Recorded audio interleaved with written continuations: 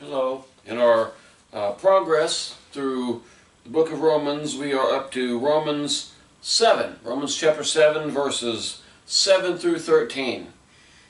And so let's just go ahead and read that, and we'll start going through it. I would recommend you to follow along in your Bibles. I'm using the New King James Version. So let's read Romans 7, verses 7 through 13. Where Paul writes, "What shall we say then? Is the law sin?" I think he's talking about the Mosaic law. "Certainly not. On the contrary, I would not have known sin except through the law. For I would not have known covetousness unless the law had said, 'You shall not covet.'" And that's, with the 10th commandment. "But sin, taking opportunity by the commandment, produced in me all manner of evil desire. For apart from the law, sin was dead. I was alive once without the law, but when the commandment came, sin revived and I died. And the commandment, which was to bring life, I found to bring death. For sin, taking occasion by the commandment, deceived me, and by it killed me. Therefore, the law is holy, and the commandment holy, and just, and good. Has then what is good become death to me? Certainly not. But sin, that it might appear sin, was producing death in me through what is good, so that sin, through the commandment, might become exceedingly sinful." Sometimes, as you're reading Romans, in certain spots, such as chapter 4, verse 15, chapter 5, verse 20, chapter 6, verse 14, and chapter 7, verse 5. So, in some spots anyway, it seems like Paul is saying negative things about the Mosaic law. And this probably irritated the devout Jews, to whom he's writing. They're Christian Jews. It irritated them. They loved and they cherished the law of Moses. So Paul here begins to clarify that he's not criticizing the Mosaic law. He himself is a Jew, but although Paul makes it clear here, I think that he's not criticizing the Mosaic law as if it was evil.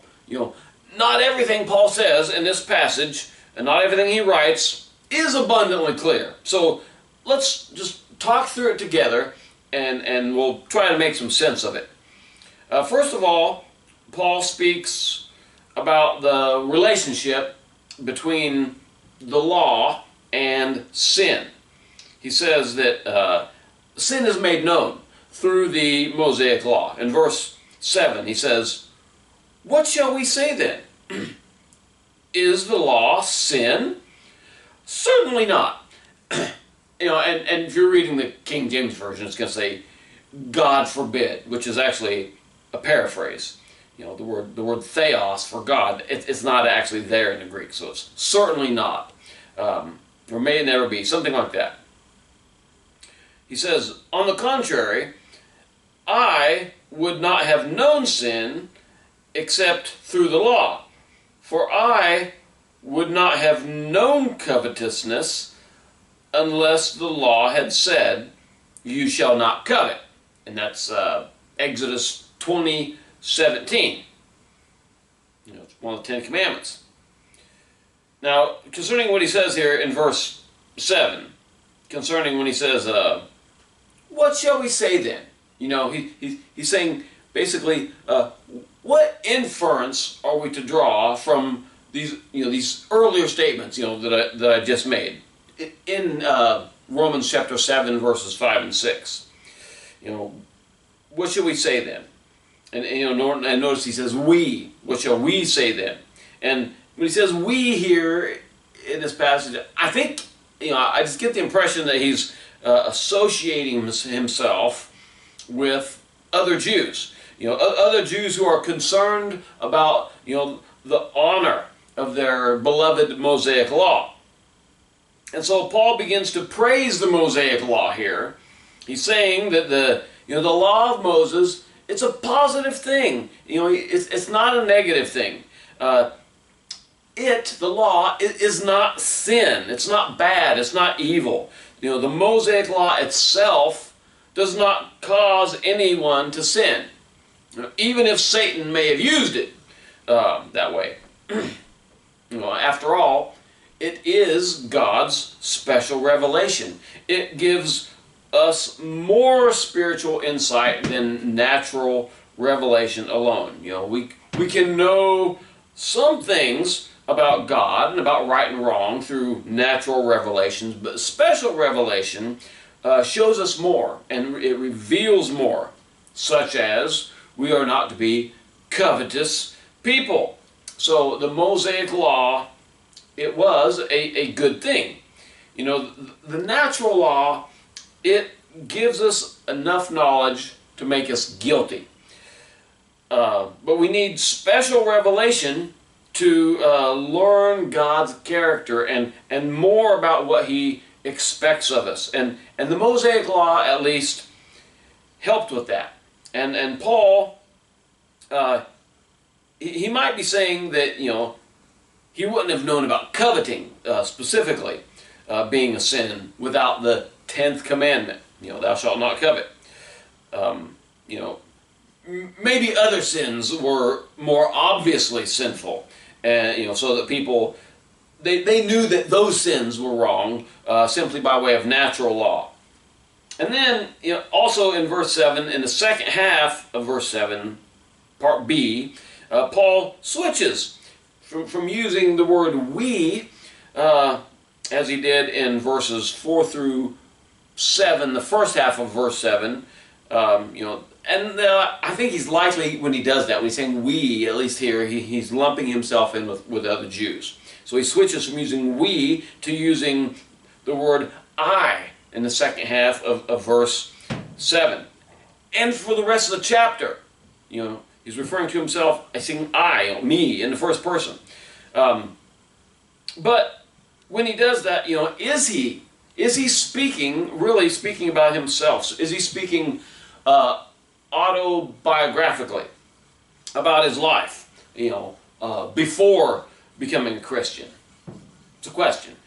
Or is he using I to impersonate an unregenerate person in general, or to represent a certain group of unregenerate people, such as the Jews? Is he using a rhetorical device here? For example, could he even be speaking in the person of Adam, which this was an early opinion among some early Christian writers. Just to give you an example of some thoughts along those lines, what people speculate about, as the Oxford Bible Commentary, it says, there are good reasons for thinking that Paul himself is not the implied subject, the I, in Romans 7, verses 7 through 26.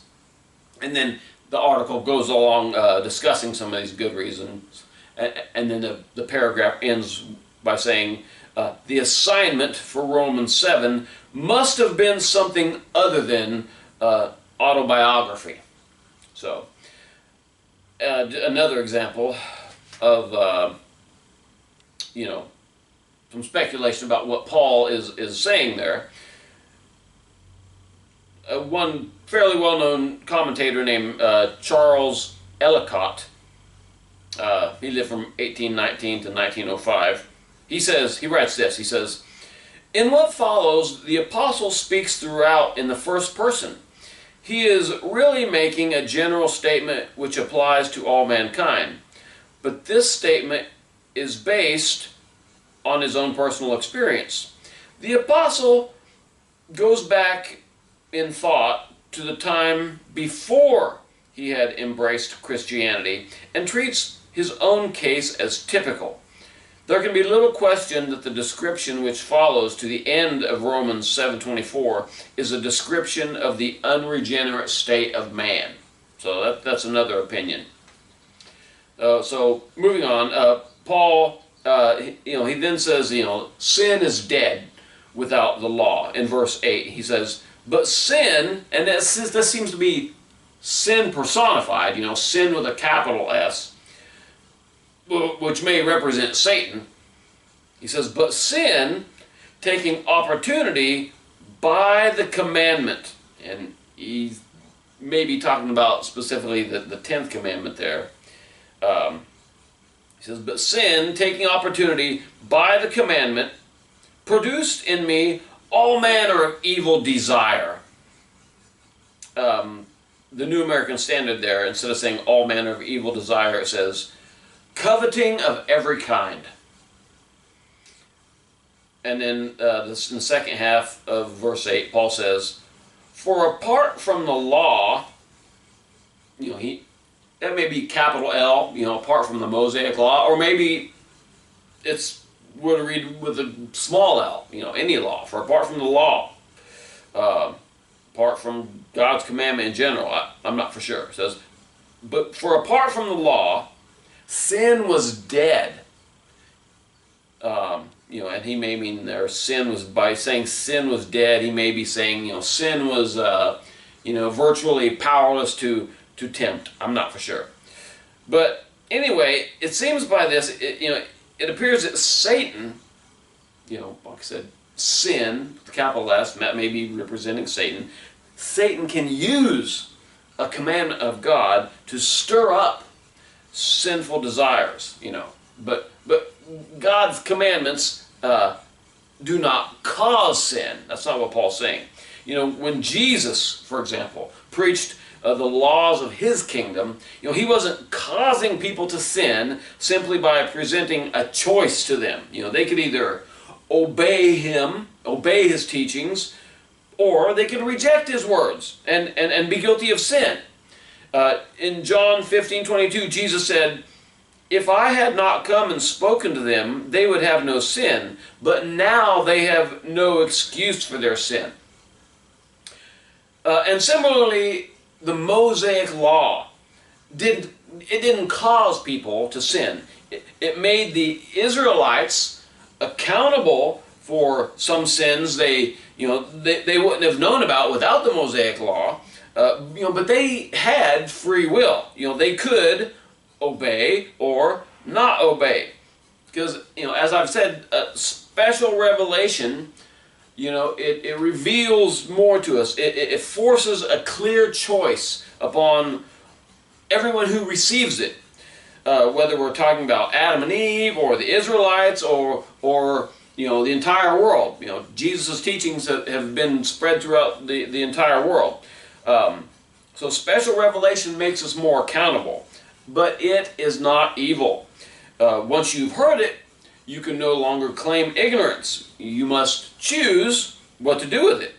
As John Chrysostom wrote, he died about 407, he wrote, if it were any reproach on the law that sin takes opportunity by it, this would be just as true of the new covenant.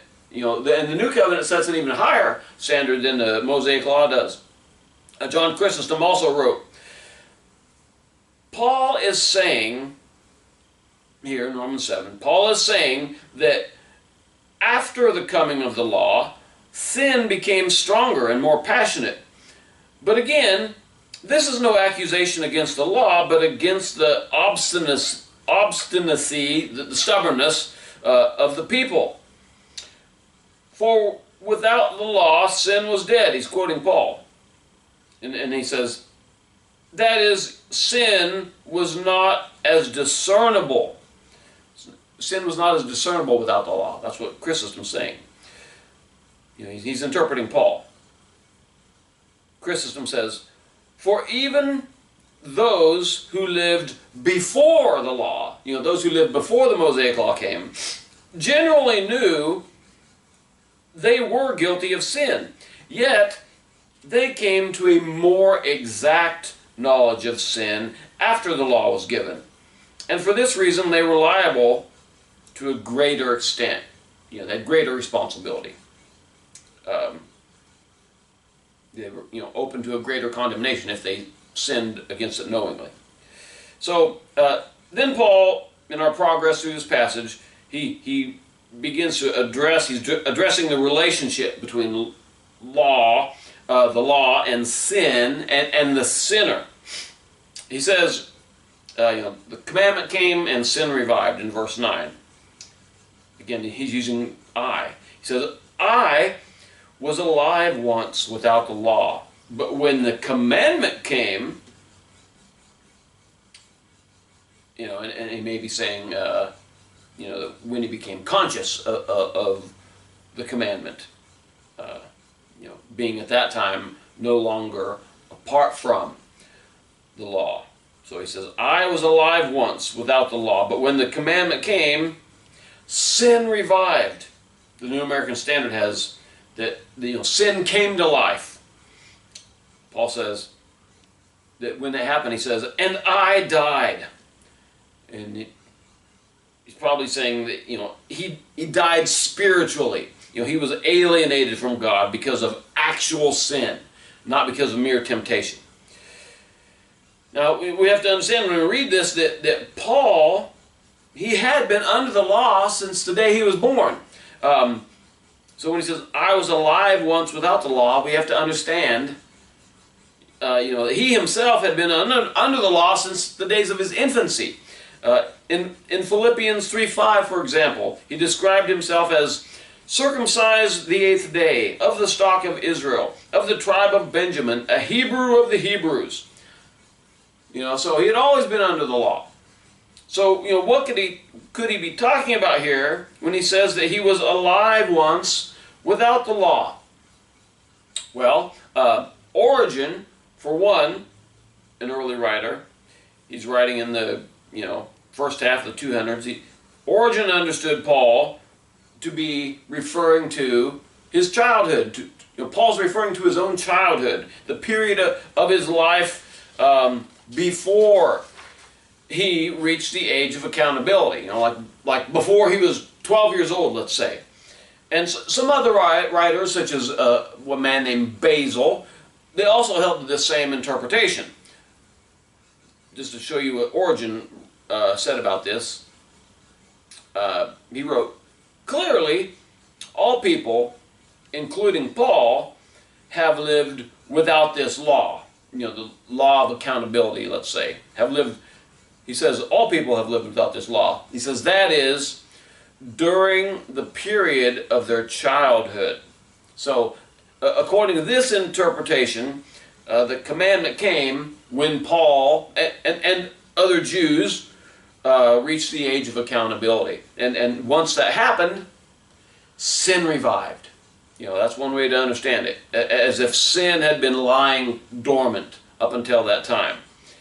And this is probably speaking of, it probably means that, he recognized his sin for the first time. When it says, sin revived. And this is what likely caused the death, the spiritual death that Paul is speaking of here. So, but not everyone in the early church understood Paul to be speaking of this time before he reached the age of accountability. For example, John Chrysostom, he understood that Paul was speaking as a representative of humanity, or as a representative of the nation of Israel. And Paul was referring back to the time before the Mosaic law had been given. There was the patriarchal dispensation, patriarchal age, and then the Mosaic age. Once the Mosaic law was given. So maybe Paul's referring to actually the time before. the Mosaic Law came. John Chrysostom, he wrote this. He says, "This is actually a commendation of the law. For before the law, they had been sinning without perceiving it. But when the law came, if they gained nothing else from it, they were at least distinctly made aware that they had been sinning all along. But this is no small point with regard to getting free from wickedness. Now, if they did not get free from wickedness, that was not the fault of the law, for the law aimed its commandments with this purpose in sight." He's saying, the purpose of the commandment, the purpose of the Ten Commandments coming was to help the Jews get free from wickedness. Chrysostom says, it's not the fault of the law. He says, instead, the fault lies wholly, entirely, with their perverse spirit. And he's talking about the Israelites in context. So then, keep going. Paul says in verse 10, he says, "And the commandment which was to bring life," he's saying it was meant, it was designed, it was intended to bring life. Paul says, "I found to bring death." And again, when he talks about the commandment, it probably refers to the Ten Commandments or to the Mosaic Law in general, rather than just the 10th commandment against coveting. So he's saying here, that God's commandments were intended for people's spiritual benefit. God said that if a person were to do or to keep his commandments, statutes, and judgments, that they would live by them. And he said that in the various places, which I have written down here. Theodoret wrote, he's commenting on what Paul's saying here. Theodoret wrote this. He says, "Paul says that the commandment was meant as the minister of life. However, when we turn aside to evil, the law leads to death. Accordingly, he, Paul, very properly says, 'I found to be unto death.'" Paul thereby shows that the intention of the law was very different from the result brought about by sin. So,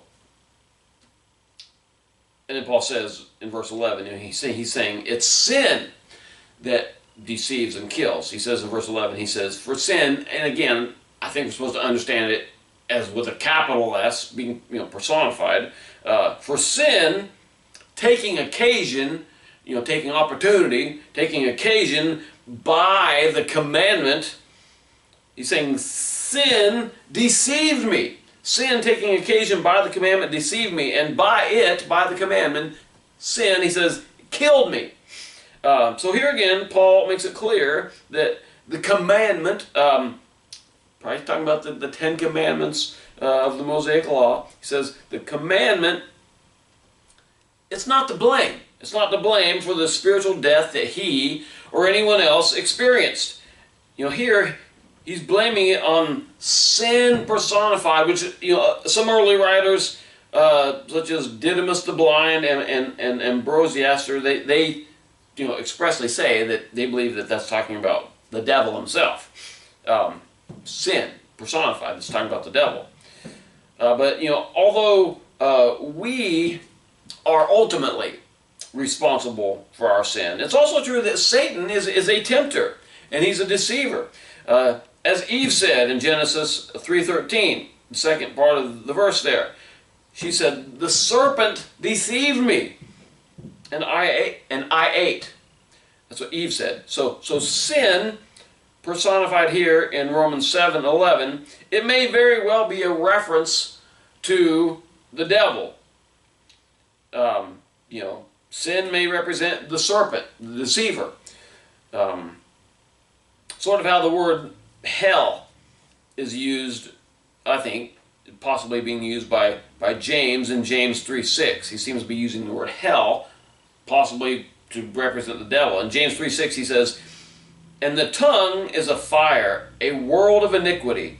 The tongue is so set among our members that it defiles the whole body and sets on fire the course of nature, and is set on fire by hell." So, it's talking about the tongue is set on fire by hell. And that's possibly saying, it's by the devil. But Paul seems to be saying here in verse 11, Romans 7:11, that sin, that Satan, not only used the law as an opportunity, but as a tool, as a weapon to deceive and to kill. Now Satan subverted what God wanted, and so Satan used the law to stir up sinful desires in people, making them wrongly believe that evil things would somehow be a good thing for them. This is what Satan did basically with Eve in Genesis 3, when he took advantage of God's commandment. So even by way of Scripture, we can be deceived by Satan and by other people, who are being used by Satan. Also, other people can deceive us, but we can also deceive ourselves, and ultimately, we are the ones that's going to be held responsible for allowing ourselves to be deceived. And by failing to keep God's original intent of His special revelation there, we then experience spiritual death, alienation from God. And this sad process is described by James. In James 1 verses 14 and 15 he says, "But each one is tempted when he is drawn away by his own desires and enticed. Then when desire has conceived, it gives birth to sin. And sin, when it is full grown, brings forth death." Talking about spiritual death there, I think. But Paul insists, go through the last couple verses we have to cover, Paul insists that the commandment is holy and just and good in verse 12. He says, "Therefore, the law is holy, and the commandment holy and just." And the word just there, the Greek word behind it is dikaios. Could be translated just or right. The commandment is holy and right or righteous. He says, and it's good. So Paul is clearly saying here in verse 12 that no portion of the Mosaic law is evil. The Mosaic law came from the one true God, who himself is holy and just and good all at the same time. But when Paul uses this word, the commandment, here, does the commandment, is that speaking about the Mosaic law? He mentions the law first of all in verse 12. Then he mentions the commandment. Is it before talking about the 10th commandment? Those are questions we could ask. Is Paul using these two words, the law, and these two terms, the law and this term, the commandment, is he using these two words as synonyms? Or is he referring to two different things? Chrysostom and others believe Paul is talking about the Mosaic law, and I guess I probably do too. It was Paul's concern, it seems here in the book of Romans. But consider Theodoret of Seir. He says, the law is what was given to Moses. And then he says, the commandment, what was given to Adam. So he's making a distinction. He's talking about the Mosaic law, that's one thing, and he's talking about the commandment. He thinks that talks about what was given to Adam. God's commandment, his original commandment. So, anyway, he thinks Paul's making a distinction here. And as mentioned, some interpreters, they did think that Paul was speaking in the in the person, in the place of Adam, in Romans 7, verses 7 through 25. They think he's speaking in the person of Adam. So seems to be theater of seer. He's talking about the law is what was given to Moses. The commandment is what was given to Adam. Anyway, whether Theodoret is right about that or not, the law and the commandment, they are holy and just and good because God himself is all those things. He is love. He is love. And yet, he judges people. He is just. Paul did not preach that the God of the Old Testament is just, while the God of the New Testament is good. God is called good in the Old Testament, and he is also called just in the New Testament. And his old law led to a better new law. The teachings of Jesus and his apostles under New Covenant grace. And so finally, to finish things up, in verse 13. In verse 13, Paul says that sin works death through the law. In verse 13, Paul wrote, "Has then what is good," he's talking about the commandment or the Mosaic law, "has then what is good become death?" The New American Standard has it become a cause of death? Probably talking about spiritual death. Paul asks, in verse 13, "Has then what is good become death to me?" Using this word "me," He says, "Certainly not." It's not God forbid. It's like, certainly not. He says, "But sin," or the New American Standard has, "rather sin, that it might appear sin," or be shown to be sin. He says that sin was producing death in me through what is good. So that sin, through the commandment, maybe talking about the Ten Commandments, the Mosaic Law, maybe especially the 10th commandment, I'm not for sure there, or just any commandment of God. He says, so that sin, through the commandment, might become exceedingly sinful. So Paul seems to be talking about himself here again. He's using the word "me." Or he's possibly personifying unregenerate Jews in general. Or as Didymus the Blind says, he says here, Paul is expounding the person of Adam. So, whatever the case, Paul continues to speak in the first person all the way to the end of chapter 7, with nothing in between to alert us that at some point a different character begins speaking. So the claim that is made that in Romans chapter 7, verses 7 through 13, that Paul is speaking about his unregenerate state, but that in Romans chapter 7, verses 14 through 24, he then begins to speak about his experience as a Christian. People who make that claim, it doesn't stand up. There's nothing that shows that he begins to, that he makes a distinction anywhere in those verses. He keeps just speaking in the first person. So it's just a false interpretation that none of the early Christians held to.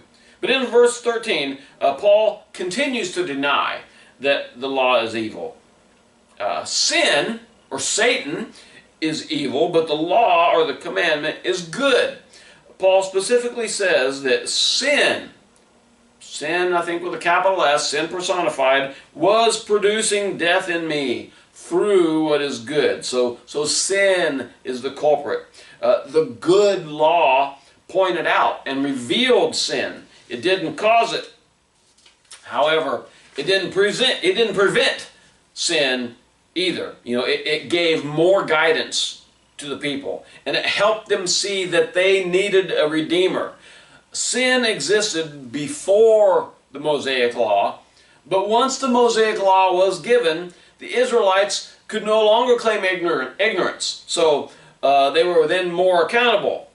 And Satan used the opportunity. It gave him more ammunition to accuse and to increase guilt. Sin became exceedingly sinful, as Paul puts it. It became sinful sin because it resulted in spiritual death or alienation from God. And because sin, or Satan, it stooped so low as to use God's good and holy law to bring this about.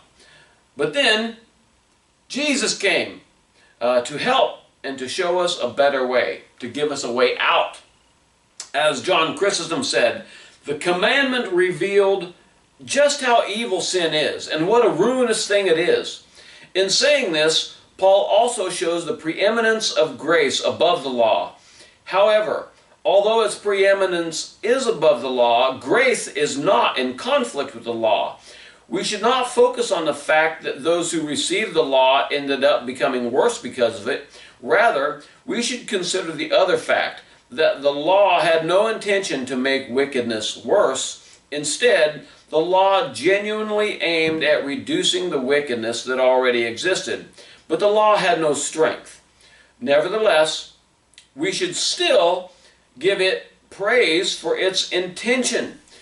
But we should adore even more highly the power of Christ.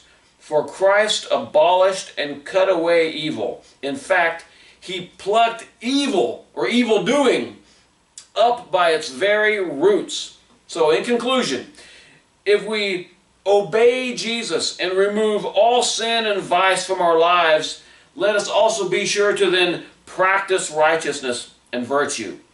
Sin leads to death. Whatever temporary pleasure it brings, it's not worth it. Righteousness and holiness lead to everlasting life through Jesus Christ our Lord. So let us be firmly resolved to follow him to the very end. God bless.